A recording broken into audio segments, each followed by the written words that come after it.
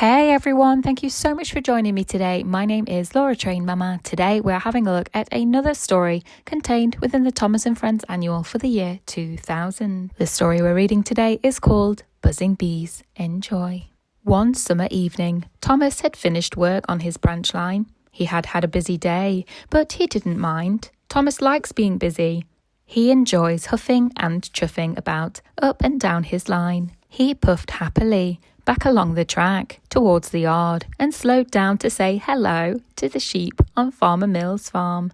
Buzz, buzz. Suddenly, there were bees everywhere. They buzzed angrily around Thomas's funnel. Buzz, buzz, buzz. They buzzed around Thomas's coaches, Annie and Clarabelle too, and flew in and out of their open windows. Thomas was annoyed. Beep, beep, he said. Go away, buzz off. Those bees were a real nuisance. They buzzed around all the engines as they steamed past the same part of the track. That night, in the shed they shared, the engines talked about the bees.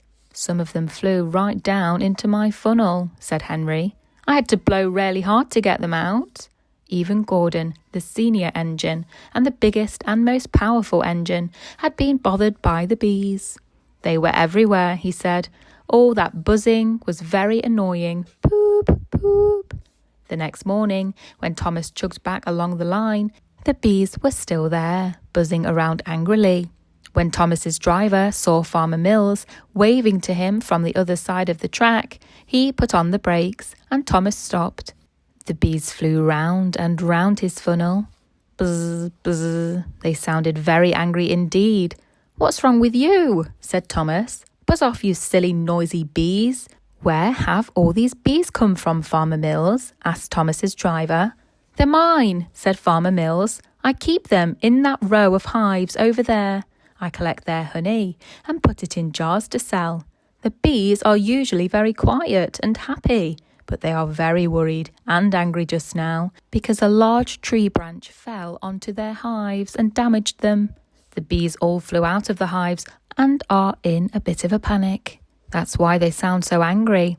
I've tried to calm them down and get them into the new hives I've made for them, but they are very frightened and they won't go in. That's why they're buzzing around everywhere. They're upset. Thomas's driver nodded and took off his cap to wave it at the bees that buzzed and hummed around his head. The bees are a nuisance, he said. Our passengers have been complaining about them. They even buzzed around the Fat Controller's top hat. He wasn't very pleased. I know, said Farmer Mills, but I don't know what to do.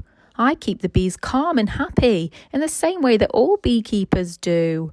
I puffed some smoke into the hives to keep them quiet, but the machine that I used to make the smoke was broken when the tree branch fell on the hives. Without it, I can't make the smoke to calm the bees.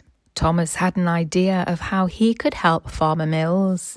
Later, when he was back in the yard, Thomas went to find Henry, the big green number 3 engine. Are those bees still causing trouble on the line? Asked Henry, who was a bit nervous and didn't like them buzzing around him. Yes, they are, said Thomas.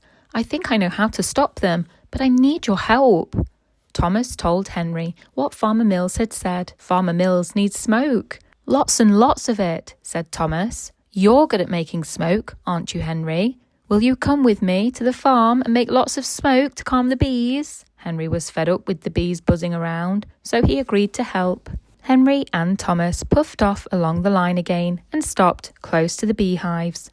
Henry puffed and puffed, working hard to blow out as much smoke as he could. Soon there was smoke everywhere, and it had an amazing effect on the bees. As they flew through the smoke, the bees slowed down and were much quieter. Soon their angry buzzing stopped, and they just hummed quietly.